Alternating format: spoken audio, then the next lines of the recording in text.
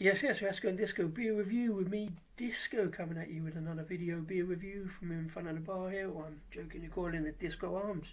Slightly different video this time. Comes in response to Scott of Scott and Wonders World, who did a video this week and issued a challenge. It was a £10 Tesco's beer challenge, where Scott went to Tesco's with a tenner and a club card and sourced some beers as much as he could, or whatever he fancied for a tenner. Now, we don't really feature supermarket beers that much on the channel. I do them now and again. We don't make much of it. I don't even go to Tesco's that much because my big Tesco's, where all the good beer is way over the other side of town. If I did it at my nearest Tesco's, it'd be Tesco Metro, and all I'd get was Old Speckled Hen and San Miguel, and I'm not doing that again. Anyway, I do like a challenge, especially a beer challenge where there's beer at the end of it. So I've got my tenner and my club card, and it's a nice day outside, plenty of sunshine, so I'm off for a walk to Tesco's. 45 minutes later, it's Tesco's.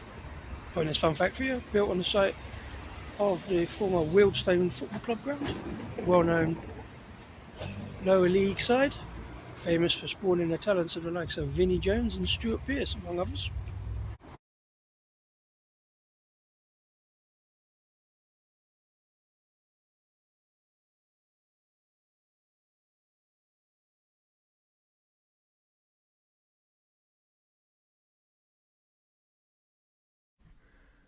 Oh, here we are, back from Tesco's with a bag full of 10 quid's worth of beer. I think I've got a good mix of value for money, quality, something classic, something new, something perhaps unusual. I'll let you be the judge of that once I've got them out. Just before, I just want to have a quick look at Scott's selection. Obviously I knew this beforehand, so I tried to make sure I didn't get the same ones as him. Although there's one or two I probably could have. Scott picked up these 5 beers in the lineup for comfortably under a tenner.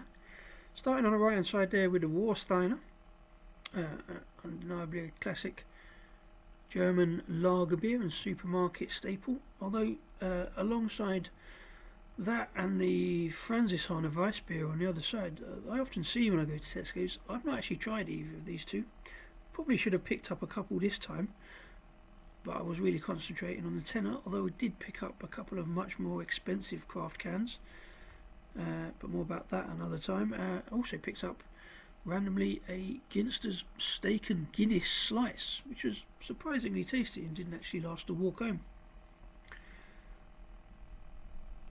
And next to that is a Sierra Nevada Pale Ale, undeniably a classic. Everybody seems to love it, everybody except me, that is. I've always given it a swerve, but I did try it for the first time ever live on our Instagram show on Saturday night with Sharkcomb Brewing in America, because everybody told me it had to be done. I won't bang on about hoppy pale ales, but for me, too much hop on that. It's something I would try again. It's something I drink every now and again just to remind myself why I only drink it every now and again. In the middle there is Vocation Roll With It Pale Ale. That's one I probably would have picked up as part of the challenge had I not seen that Scott had already done it, but more about that later. Complete in the lineup there is the Northern Monk Northern Star Biscuit Porter, fine drinkable porter. Have had it before out of the supermarkets. I would have picked some up this time, but there wasn't actually in stock. I didn't notice it anyway. So, nice little lineup for Scott. I'm going to crack a beer whilst I'm talking about this because it's a bit dry after all that walking and a little bit of talking. Another, well, not quite a classic, I suppose, as obviously Scott featured some Sierra Nevada. I did also have this one on the live show. Wasn't overly fussed with it, but it's a reasonably good supermarket. Got it in a box of 4. Cheers.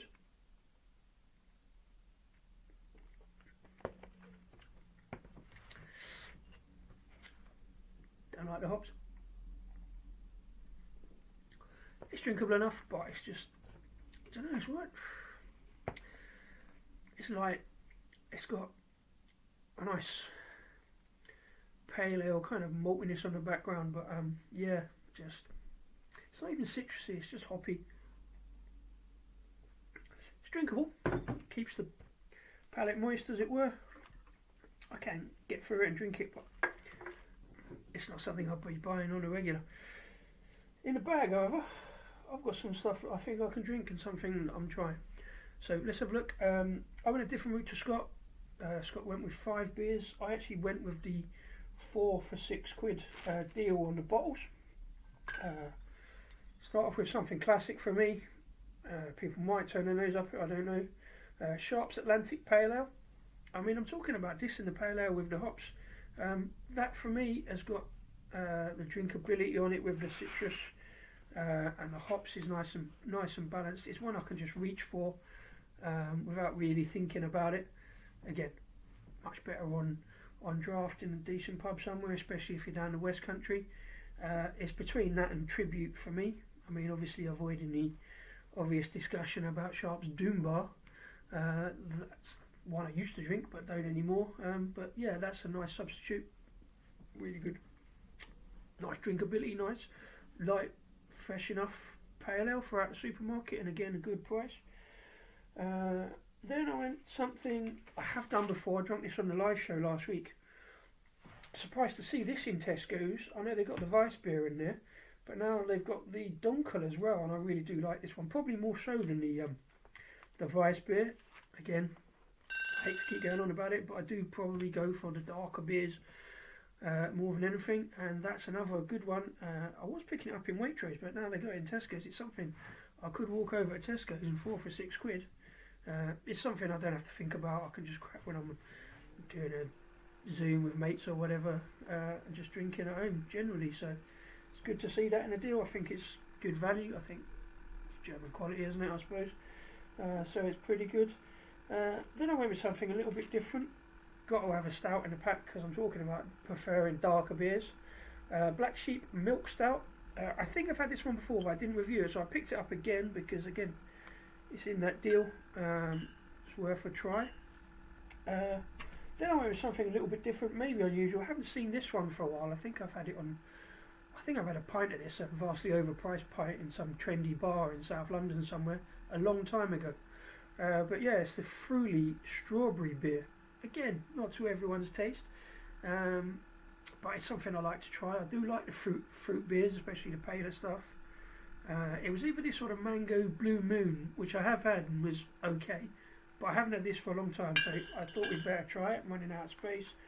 I thought I'd plan this. So, 4 for £6. I thought it's quite a good deal. You know what I mean? It's way. I'm sure these are all under £2 each. I forgot to check, but obviously, therefore, I'm saving like, I don't know, 150, 160 or something like that. But I still think it's a good deal. Mix of classics and quality in there. So that was £6, and then to bump it up, I was sort of a little bit unsure where to go. There was a while there, and this is the thing about this challenge. You think, oh, it's easy. It's not really a challenge. But I'm standing in front of the beers and thinking, well, actually, there's a lot of choice. You know, which ones do I go for? I had a brief flirtation with picking up one of those Vault City sours. I've not actually tried them. Not a big fan of sours, but I do try them from time to time.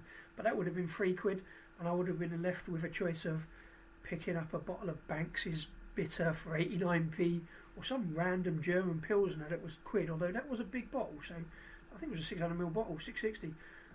But in the end, I went for cans. The other one of what Scott had the green one of this, the Hop, Skip and Juice Hazy Pale Ale from Vocation. I wasn't left with a lot of choice, to be fair, because with the club card, these were all £2 the cans. I had all the £3 cans in and around the Vault City stuff there, and I was looking, and these ones on the bottom row, alongside a certain Scottish brewer that we don't really bother with anymore on this channel. And then there was these, and there was some New England IPAs. Out of that, I'm going to go for the pales because they're probably slightly better, sit well on my palate. I know, I'm sure loads of people have tried this one already, but for the price, I'll give it a go. Give it a gamble for £2. And the same as this one. This one might surprise some people again, for the same reasons. I never really bothered rushing out to pick up Northern Monk's Faith, but it's a shelf filler in Tesco's, 5.2% hazy pale ale. So I thought, take a £2 gamble on that, and that makes up 6 beers for a tenner. I hope you'll agree. A nice, reasonably good lineup for a tenner, without going too cheap. Let me know what you think. Is it a good selection, or are you going to absolutely slate me in the comments for that? And what do you think of Scott's? And is anybody else going to give this a go? I've been Disco, Rasco Disco Beer Review. Enjoy the beers. Cheers. Oh, and obviously, thanks to Scott for giving out the challenge. Go and check out Scott and Wonders World, their channel. Put a link in the description, obviously. And please like and subscribe and all that. And as I say, cheers. Enjoy the beers.